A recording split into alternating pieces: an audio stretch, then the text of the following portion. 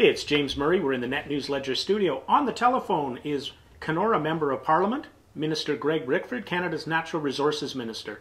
Minister Rickford, I'm going to get to you on 2 points here that are important not only to Kenora, but also to your cabinet position in natural resources, and that's the Ring of Fire. What can you share with our readers and viewers on what is happening with the mining in Northern Ontario? Well, obviously, James, the commodity market, particularly with respect to platinum group metals and rare earth elements that are in the Ring of Fire, have not performed very well. But we don't think that's a reason to not act on regional development for northwestern Ontario, particularly for the isolated communities.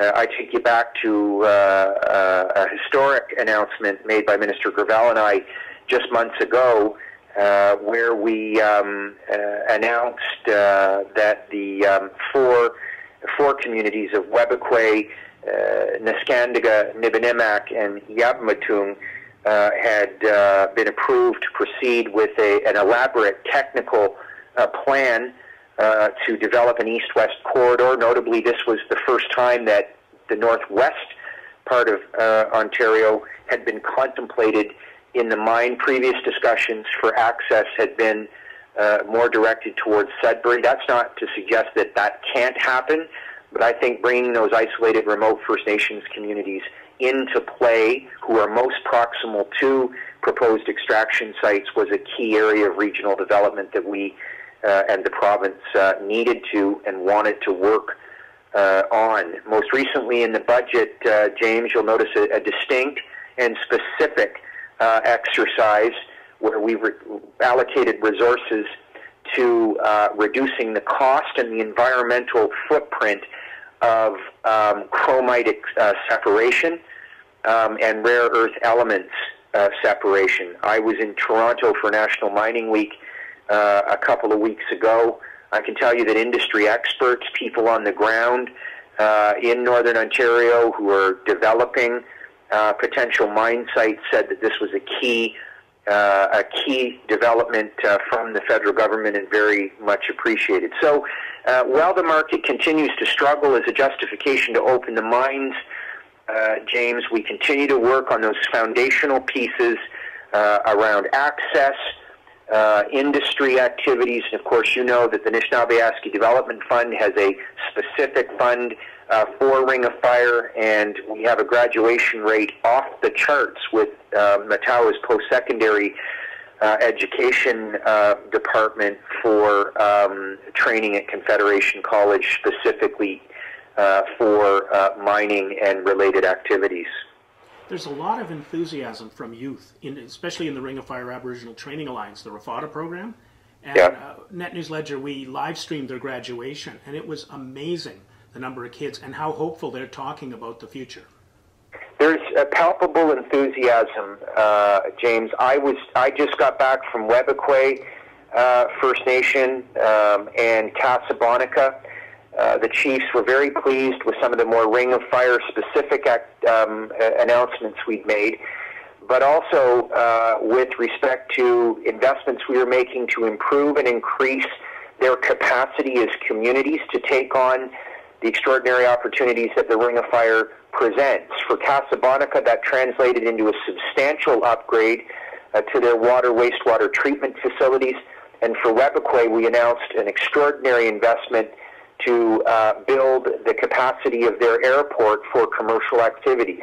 You might know that when Webequie was the actual hub for most of the equipment and machinery required to do the exploration of Ring of Fire, and FedNor had supported Small Business Centre, and Environment Canada had supported their work in the environmental assessment process, but frankly the chief was in a position where the community needed a bigger, better airport facility, greater landing capacity for larger planes, some commercial development area, and that was what I announced up there. So whether it's community leadership, whether it's students, and you know as well as I do the tremendous success, and I applaud Confederation College and KCATS for their extraordinary work in supporting the students in a program largely funded by the federal government to make sure that these youth are in the best position possible to experience the benefits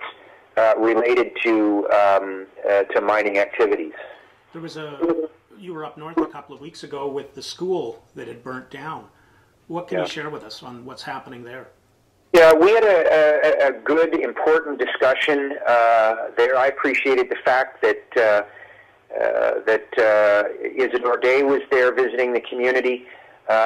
We had a chance to sit down with senior officials from Aboriginal Affairs, and I think we all came to a place that was highly supportive of working with the community in three important ways, James. First of all, and first and foremost, to ensure that the present school year, the students had every opportunity to complete that. And the last I spoke with the chief, he felt comfortable with the plan for that. Secondly, obviously, is the medium-term solution here, and I think we've created a framework or a pathway to understand what the options are and give the community an opportunity to identify for itself which of those options they would prefer. And then finally, a discussion, obviously, about the long-term opportunity for a school.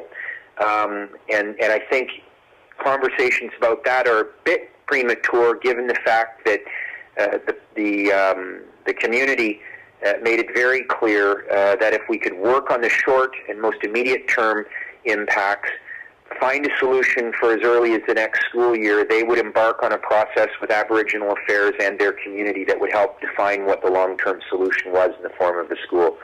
Tremendous amount of progress, a very, very productive afternoon in the community.